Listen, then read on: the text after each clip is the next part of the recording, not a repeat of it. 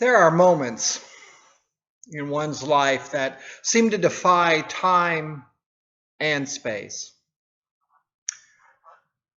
Some of these moments are measured less than by minutes, hours, days, or months, or years, but rather by the experienced feelings at the time.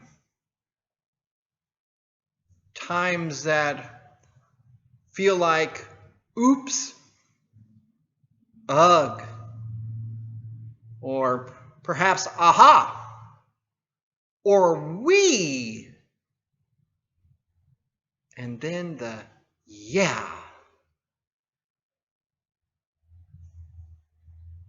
Our time in Genesis in the past few summer months is closing with a family reunion. But unlike meeting the family all scattered together at a park pavilion with picnic tables and the grills fired and ready and the cold drinks about to be served and the old family photograph albums and the visiting distant relatives that we're looking forward to see, this reunion is taking place in the palace of Pharaoh, in the prime minister's chambers of Egypt, with several traveling Canaanite brothers gathered to await their fate after being discovered as having a thief among them. This prime minister has already accused them of being spies when they visited earlier to retrieve food. And now Benjamin, that only living son of Rachel, has traveled at the prime minister's request from Jacob, Israel, to Egypt, only to have been caught having a drinking cup in his grain bag on the way home when Egyptian authorities stopped them. This prime minister is willing to dismiss all the other brothers, but demands that Benjamin remains. Now, this is a moment where time probably stands still and can't be measured in hours and minutes because Judah, it's one of Leah's sons, knows that this action will kill his aged father, Jacob, Israel, and pleads with this prime minister to be taken into custody in exchange for his younger and the youngest half-brother of his. And it is at this moment, when Judah pleads to exchange his life for the other brother, that this prime minister strangely dismisses his guards and officials from the room and begins to weep loudly enough to be heard in the entire palace of Pharaoh. And it reveals this prime minister's true identity. It's Joseph, 20 years later.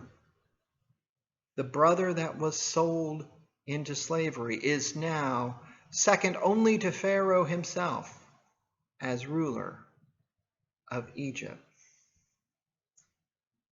Now, the brothers of Leah are probably feeling that time has really stopped now, with the reality of their past is now literally looking at them in the face as the prime minister of Egypt. This is a time of oops. Now it is also an opportunity for Joseph to met out any pent-up anger, order any vengeance and demand whatever punishment deserving to those who had sent them into exile so many years ago. These estranged brothers, now terrified of the probable consequences of their jealousy and envy from so many years ago, are probably now just looking at their shoes, not even being able to look, afraid of even thinking of what Joseph can now do with the full authority of one of the most powerful nations on earth at his command and disposal. But Joseph doesn't. Instead, this becomes an aha moment between Joseph and his brothers. You did this horrible thing, he says to his brothers, yet God has used your horrible behavior and actions against me in order to save so many lives in the midst of a famine that now is only 2 years along in its 7-year reign. This is not a time to feel guilt nor anger, but for God has made sure that a way was made to preserve not only the lives of my brothers, but also to save our family and to save countless families from natural disaster. Then this aha moment follows with the we moment. By his authority, Joseph now can command his officials and servants to provide whatever means and ways that are necessary for Jacob and Israel's family to settle permanently in a good land in Egypt, to live safely and abundantly in the land of Goshen. Joseph's brothers came hungry, and Joseph had food. The brothers came begging, and Joseph had the power to refuse their ask. But now both food and power are given freely away, and forgiveness is extended in the midst. And all of Pharaoh's resources are at the family of Israel's command. Which brings us to our yay moment in the story.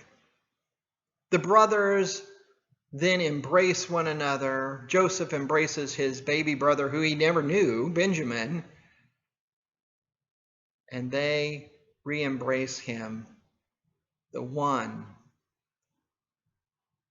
who has forgiven them. At this family reunion, the past shortcomings, the sins, the misbehaviors, are all negated. The present moment is changed from powerful leaders standing against suspected spies and a convicted thief, and now the future among them is open to even Israel before he dies, seeing once again the beloved favorite son of his old age as none other than a member of a royal household, just like his long ago old long-sleeved coat once implied. Now the brothers' responsibility in perpetrating this sale of their own sibling is not denied, but Joseph's reaction to it is with mercy, grace, and forgiveness that truly was unexpected. But this is the work of salvation. This is the extending of God's blessings and grace and looking for ways towards total restoration. This salvation does not condemn. This salvation seeks justice, but not retributive justice, but rather restorative justice. Too often in life, justice is simply seeking out retribution. Too often in life, we ignore what gifts are available when we work the work of restoration in just living. God is found to be at work for good through any circumstances, no matter how bitter the present moment can be. In every situation, God will work to achieve as much blessing as possible. But salvation cannot save without restorative justice in hand. Salvation must overcome rivalry and favoritism with reconciliation and peace. It must overcome anger and retribution with love and forgiveness. Salvation and forgiveness. It has to be more than saying, I'm sorry. I think in all of our lives we have these seasons of oops, ugh, aha, wee, and yeah. In that season of oops is when we fail to love and forgive and let anger and vengeance and retribution and revenge rule our behavior as well as our relationships.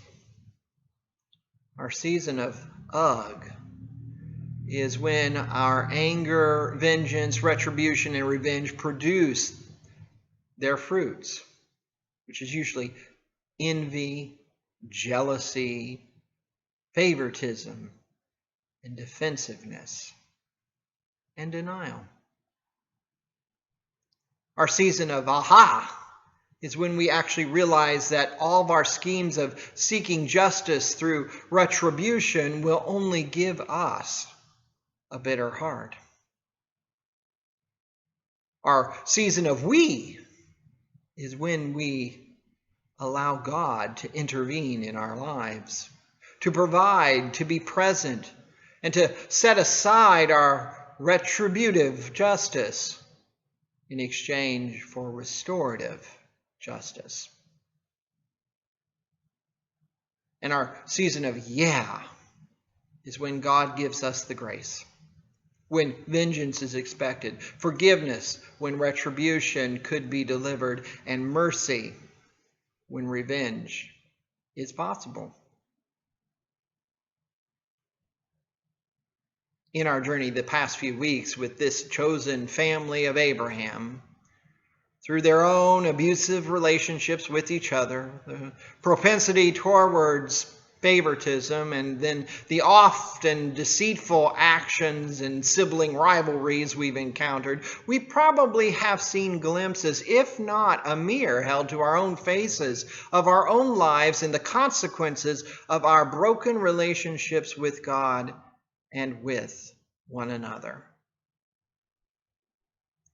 Beyond themselves, with all of their exposed shortcomings, we can still yet see the thread of reconciliation being sewed through the holes and the failings of Abraham's family.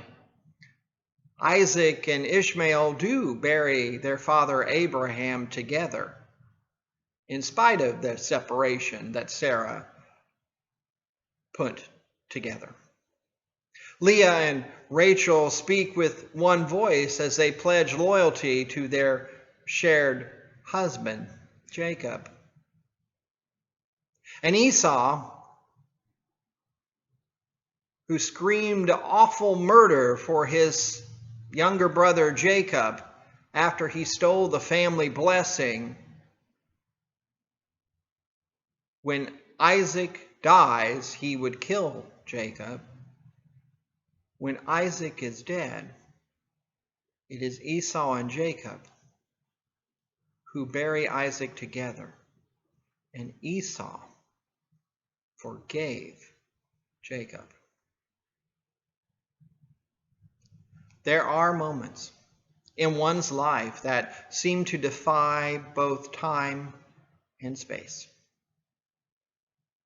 When anger and retribution is overcome by love and forgiveness.